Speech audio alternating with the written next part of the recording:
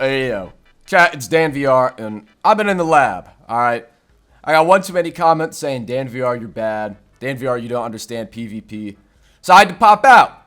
In the last about 20 days, a little over 2 weeks, I have gone from about 1,000 elo, which is typically where I would sit, just kind of messing around, going to a comfortable 1,500 to 1,600, about average rank, where I've also hit top 250 about 3 times this reset.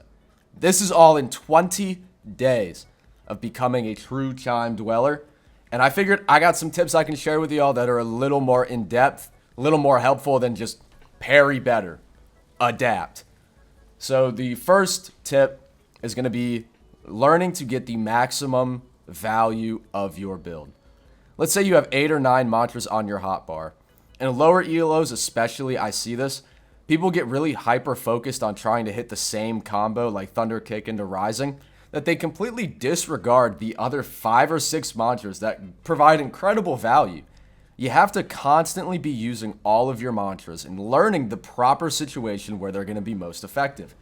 Additionally, when it comes to your weapon, let's say you have a Storm's Eye, you've got to be using that crit the moment it comes off cooldown. That is a massive part of your build and it provides incredible utility.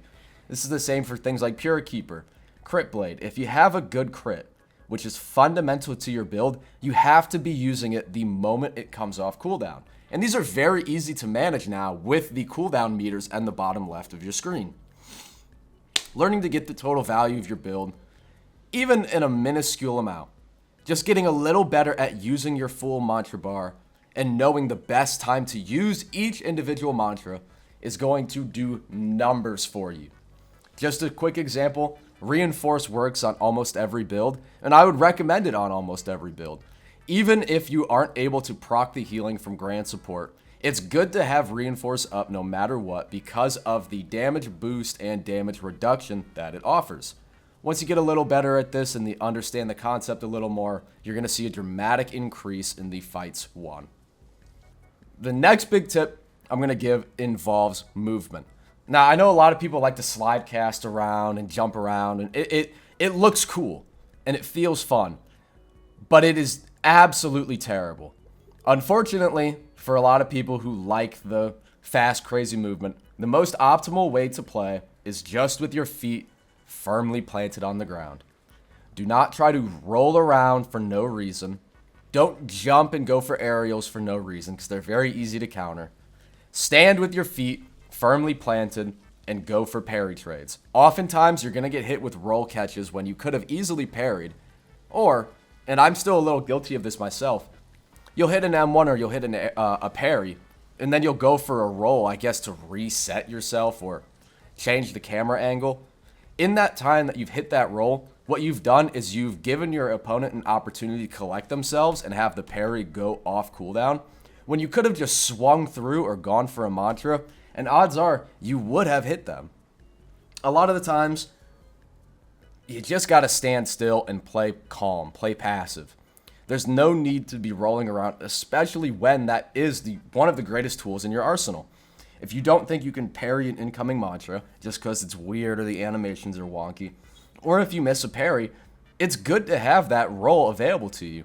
And if you spent it doing nothing, right, rolling in place or rolling when there's no attack coming at you, all you've done is you've made it harder for yourself to then win the fight.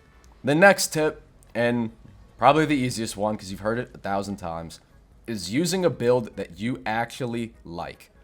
In today's Deepwoken, it's important that every build has a gimmick, unfortunately. Gone are the days of just skill versus skill. Your build has to have some sort of combo or gimmick that makes it viable.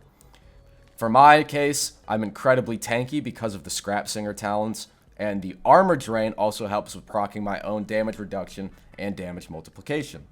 That is the gimmick of the build. If you're just throwing a bunch of talents together, which on paper are good, but functionally don't really synergize with your build or give you these combo potentials that you require for these high skill fights, you're just shooting yourself in the leg.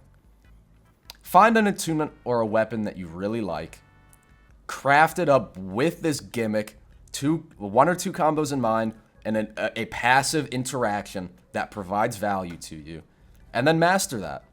after a while, it's just going to feel like second nature.